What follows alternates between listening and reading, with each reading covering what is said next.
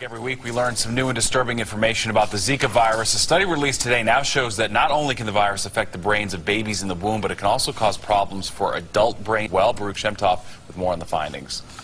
A new study published in the journal Cell Stem Cell finds that the Zika virus could impact stem cells known as neural progenitor cells in adult brains. Since these cells are essential for learning and memory development, there are fears that this new finding could mean that infected adults will be more at risk for depression and even Alzheimer's. We have to be very cautious before we try and apply animal studies or results of animal studies to human beings. But with many New Yorkers concerned about proven consequences of Zika and dozens of pregnant women in New York now infected with the virus, Mayor de Blasio expressed his concern earlier this week and emphasized the need for funding to remain vigilant in the fight against Zika.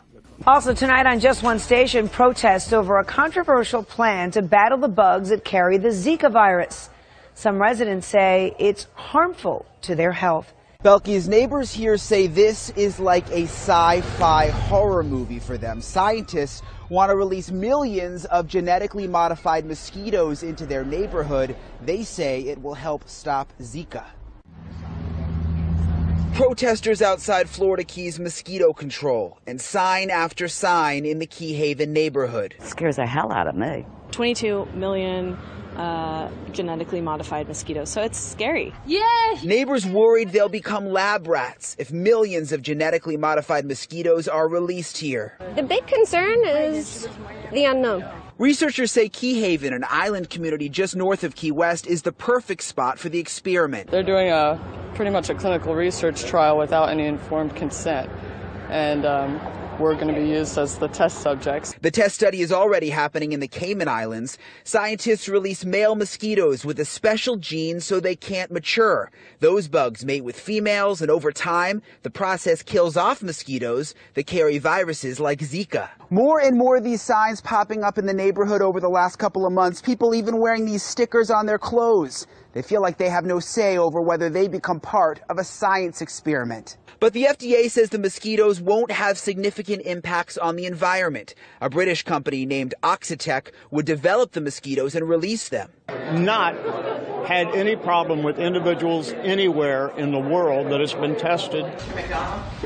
Mosquito board member Tom McDonald is for the genetically modified mosquitoes, especially with the increasing threat of Zika. Why we're not doing everything that we possibly can to move forward with this project is almost criminal in a sense of it's a health hazard. He says it's way safer than using chemical sprays. These neighbors are not convinced. We don't want it.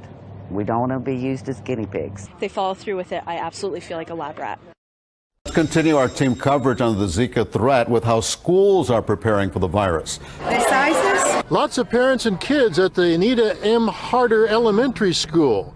They attend the 6 schools in Wynwood. They're within the Zika impact zone. I'm going to do everything I can to protect my child from this, so I'm here to get the long sleeve. The health department recommending dressing students in long sleeves and long pants. So for those families that need a little help with the cost, free, provided by state funds. Me being from the islands, I don't worry about it too much. But he scored a pair of long pants and long sleeve shirts for his child, paid for by a state grant. They've given state funds of $10 per student to the district. But a worry, the issue popping up at this Wynwood private school. Not a new issue, but with school beginning soon, parents and employees at the Metropolitan International School, they claim the aerial spraying has caused irritations, sore throats, and people are having headaches, and I honestly think it started once I started spraying things in the area.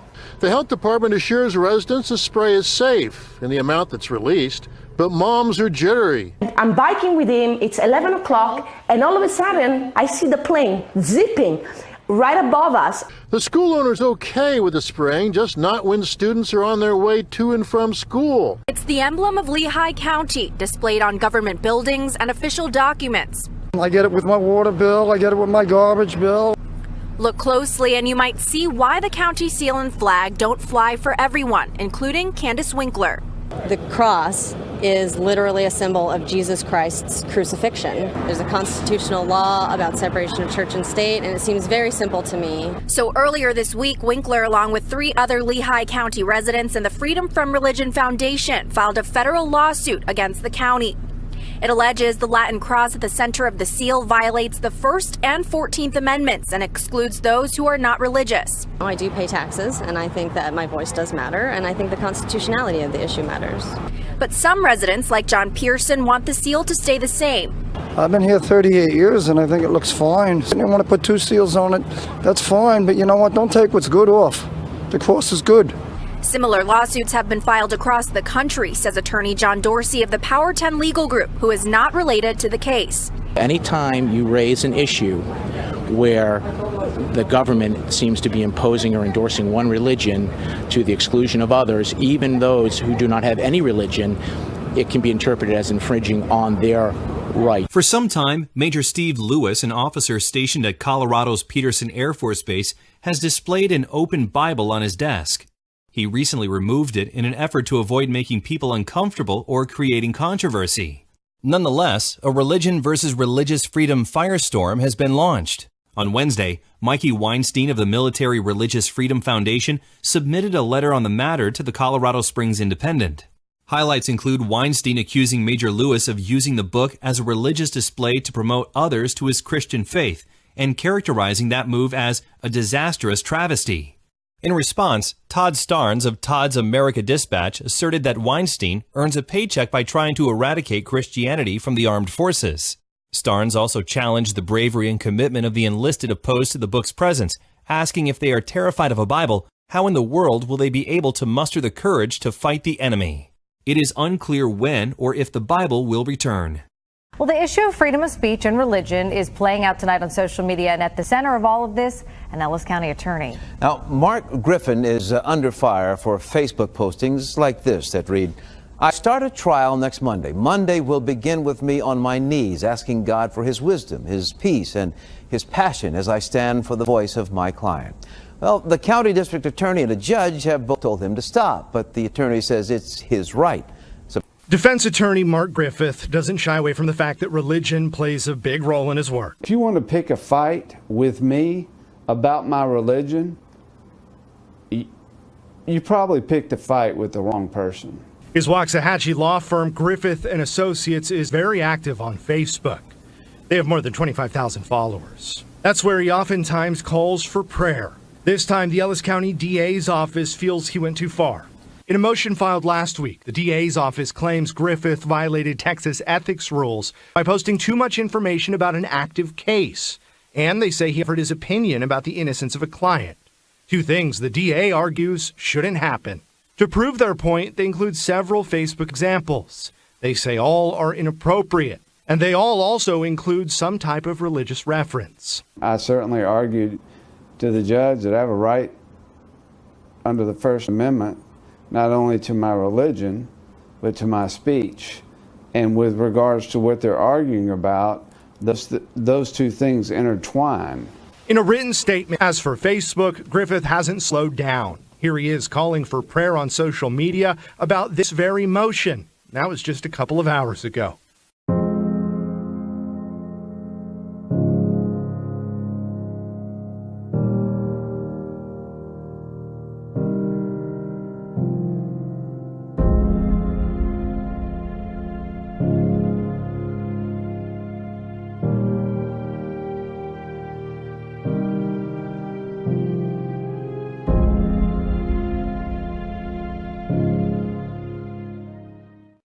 For restrooms at Target will likely go down soon, now that transgender customers will have another bathroom option at the national retail chain. Target says it's spending $20 million to have a private bathroom in every one of its nearly 1,800 stores by next year, responding to customer protests of its policy allowing transgender individuals to use whichever restroom corresponds with their gender identity. The company said Wednesday that the new bathrooms will be accessible to all customers. Protests started at Target stores after the company said in April that it welcomed transgender employees and guests to use the restroom or fitting room that corresponds with their gender identity. The company is making the announcement after North Carolina became one of the first states to enact legislation requiring transgender people to use the bathroom corresponding to the gender listed on their birth certificate. The American Family Association has gathered more than 1.3 million signatures on a petition to boycott Target in protest. The group called Target's policy, quote, a danger to wives and daughters, unquote, and called on Target to offer single occupancy bathrooms. Target on Wednesday reported its first decline in same-store sales in 2 years and warned that sales could fall in each of the next 2 quarters as it struggles with lower shopper traffic to its stores. First, it was North Carolina, then it was Target. Now homeless shelters are the new front in the battle over transgender rights. TheHill.com reports that new proposed federal regulations would permit people to stay in homeless shelters based on their gender identity. In other words, if a man identifies as a woman, he would be allowed to stay at a women's shelter. The Department of Housing and Urban Development is expected in September to finalize regulations that would allow people to stay in homeless shelters based on the gender they identify with. The proposal has set off a firestorm, pitting LGBT groups against religious organizations that operate many homeless shelters. HUD's proposed regulation instructs homeless shelters to disregard the, quote, complaints of other shelter residents, end quote, who feel uncomfortable living with someone who is transgender. Congress has not passed discrimination protection for transgender people at homeless shelters, so the rules would only apply to those shelters that receive financial assistance from the federal government.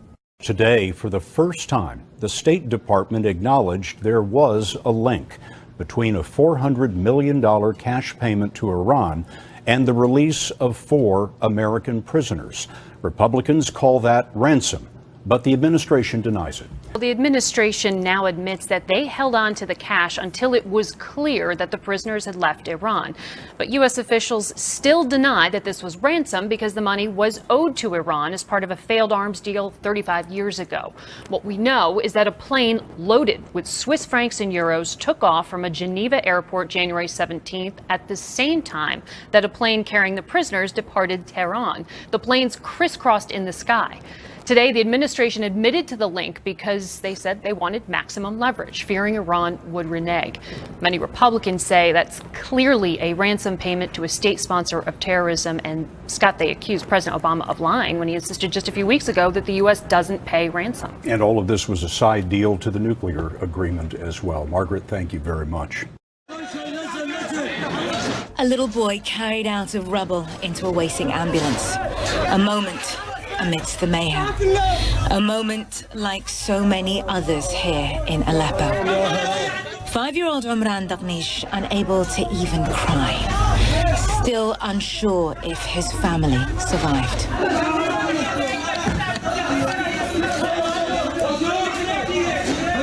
These images have now reverberated around the world. But will anything really change? UN Special Envoy Staffan de Mistura is hoping it will. He's asking for a 48-hour humanitarian ceasefire. And I again insist on behalf of the Secretary General of the UN. A series of bombings within 24 hours has killed at least 11 people and injured more than 200 in southeastern Turkey. After 2 deadly car bombings overnight, a roadside bomb exploded by a military vehicle carrying soldiers near the town of Bitlis. The first car bomb exploded in the Kurdish majority town of Van late Wednesday. 2 civilians and a police officer lost their lives, while 70 were injured, officials said. Hours later, a second car bomb shook the town of Elazığ. The city's governor said the attack killed at least 3 police officers, while more than 140 people were injured. The Turkish government said the Kurdish PKK was responsible for the deadly attacks. Meanwhile, that IGAD report has found that Tanzania is the second biggest contributor of foreign fighters to al-Shabaab's networks. It's also warned that the country has a number of extremist hotspots within its very own borders. Certainly won't come as a surprise to the Tanzanian authorities, who have long warned of the risk that al-Shabaab poses, but it does give us much more detail about what's happening here. The report says that there are extremist hotspots in Dar es Salaam, Arusha, Mtwara and Mwanza, and says that groups linked to al-Shabaab have extensive coverage in Tanzania. It also says that hundreds of Tanzanians have gone overseas to join groups linked to al-Shabaab, and that many have returned and pose a bigger threat. It does say, though, that people's primary motivation are financial, and that for the most part they are trading with al-Shabaab. And security experts here say that they don't have capability in a military sense. But the government is not taking any risks. It has increased its spending on anti-terror work, and it continues to battle extremists in the Tanga caves in the north of the country, because it knows that the biggest threat that Tanzania faces is terrorism. Breakaway Taliban faction in Afghanistan has appointed a new leader. The faction fell under the radar last year after the assassination of its then leader. His nephew has now been elected as the new head of the group and has promised to fight foreign forces and to avenge the death of his uncle. Well, according to a report by US think tank Stratfor, Taliban infighting is one of the main factors complicating America's military exit from the region, as is the group's hold over large areas of the country, as the red areas on this map from the report indicate. And the black areas show Islamic State's foothold in the country, also a headache for America. Staying with Libya, authorities there have tipped off the Italian government about a suspected secret cell of ISIL supporters in Milan. That's according to various media reports. It sparked fresh concerns over the connections between ISIL in Libya and Italy. The Italian newspaper Corriere della Sera reported on Sunday that when the Libyan army forced ISIL out of its stronghold in Sirte last week, they found documents in the terror group's headquarters pointing to the existence of a secret cell in the Italian city of Milan. The group's ringleader was allegedly Moez Ben Abdelkader Fazani, a Tunisian who'd lived in Italy for a decade and served a prison sentence there for fighting with al-Qaeda in Afghanistan. When he was deported back to Tunisia in 2012, he then allegedly travelled to Syria to fight with the Islamic State group and then to Libya, and has since recruited a network of sympathisers from among his old connections in Italy. The Italian authorities have refused to comment on the media reports, simply saying they are monitoring certain suspect individuals and that they take every warning of terrorist activity seriously. The story has fueled long-running fears that ISIL could be using the migrant route from Libya to Italy to traffic its own terrorists to Europe. The Italian Coast Guard says they rescued 246 migrants from a wooden boat in the Mediterranean on Wednesday. The Coast Guard says one of the migrants required urgent medical care and a rescue helicopter was dispatched. More than 1 million people fleeing war and poverty in the Middle East, Africa and elsewhere arrived in the European Union last year. Almost 200,000 are bottled up in centres in Italy and Greece, unable to head north due to border closures. Twitter has just announced it has suspended 235,000 accounts linked to terrorism over the past 6 months. This comes after the White House pressured Silicon Valley to crack down. Terror groups like ISIS use social media to recruit new fighters, spread propaganda, and communicate with overseas militants. Twitter says it has suspended a total of 360,000 accounts since the middle of 2015. At least 3 Ukrainian soldiers have been killed and several others wounded in clashes with pro-Russia fighters in the east of Ukraine. A government official said the positions of the army were shelled by the pro-Russia militias in the volatile region. The militias also reported heavy shelling of their positions by the army in Donetsk and Horlivka. They say the attacks cut electricity supply to hundreds of homes and a coal mine. Ukrainian troops and pro-Russia fighters have engaged in sporadic fighting despite a 2015 truce between the two sides. More than 9,500 people have been killed in the conflict since 2014. Japan has once again accused China of sending its Coast Guard ships into waters surrounding the contested islands in the East China Sea. Japan's foreign ministry has said in a statement that China continues to take unilateral actions that raise tensions. Tokyo has condemned the intrusions as unacceptable and a violation of Japan's sovereignty. Japan says that there has been nearly 30 intrusions into the disputed waters by Chinese vessels since August 5. Japan's Kyodo News Agency reports that the Democratic People's Republic of Korea has resumed the production of plutonium. In a written interview, the DPRK's Atomic Energy Institute said it is also producing highly enriched uranium necessary for nuclear arms and power as scheduled. The institute is in charge of the DPRK's main nuclear facilities at the Ganbyang complex. South Korea's foreign ministry has responded to the report, saying that such activities are a clear violation of UN Security Council resolutions, and the South will take necessary measures. The United States has decided to deploy a new missile defense system in South Korea to counter any potential threat from North Korea. Local activists have put their heads together to come up with a novel form of protest.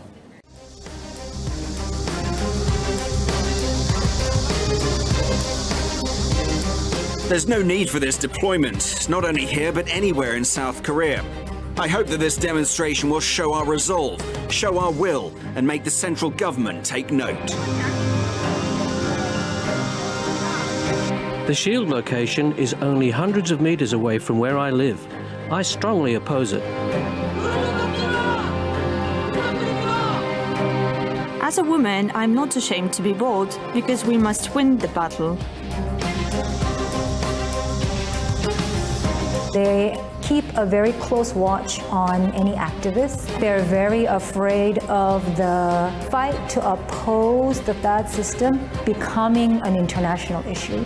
A disastrous flood has been wreaking havoc on Louisiana since last week. Downpours have dumped up to 30 inches of rain in some areas. The floodwaters have damaged tens of thousands of homes, leaving many residents stranded or homeless. And more than a dozen people have been killed. The Red Cross is calling the disaster the worst to hit the United States since Superstorm Sandy, and it's far from over.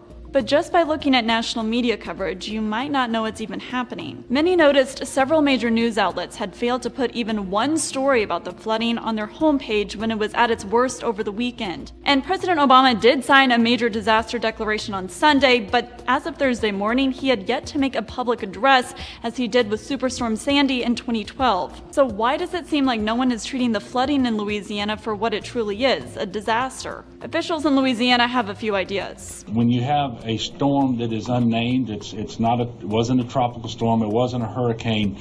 A lot of times people underestimate the impact that it would have.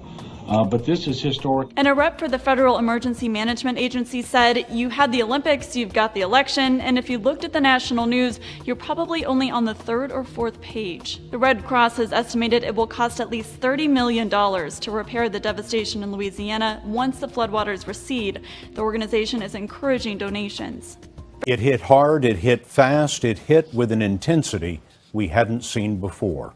Those are the words of Fire Chief Mark Hartwig describing the wildfire in San Bernardino County, California, that has forced a mass evacuation. The runaway fire exploded overnight, torching more than 30,000 acres and an untold number of homes. Nearly 83,000 people have been evacuated. 34,000 homes are in the path of the fire. Massive flames tearing through miles of dry brush. Unstoppable. This is the nightmare wildfire Chief Mike Wachowski has always feared. In my 40 years of fighting fire, I've never seen fire behavior so extreme. Unprecedented, they say. The result of 5 years of drought. Powerful winds are driving the fire directly into desert communities, consuming local landmarks and home. That building totally gone. After home after home.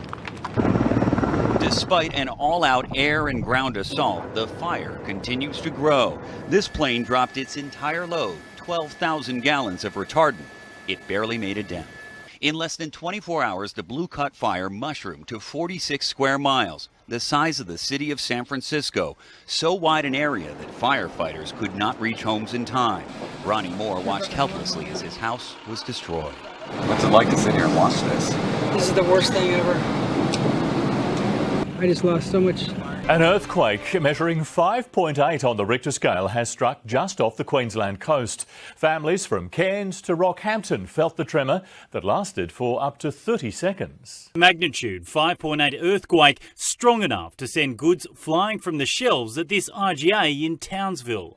The quake, the largest in the state in 20 years, struck 70 kilometres off the coast of Bowen, but tremors were felt from as far north as Cairns down to Rockhampton. It sent people running from hotels, offices and pubs. I was sitting on the lounge with my son and it just shook and shook, heaps of times. It was awful, horrible. I was just doing some cleaning and all the glasses started shaking on top of the coffee machine. Mackay Mayor Greg Williamson was mid-interview when the quake struck.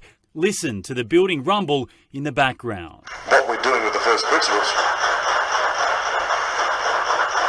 a bloody earthquake.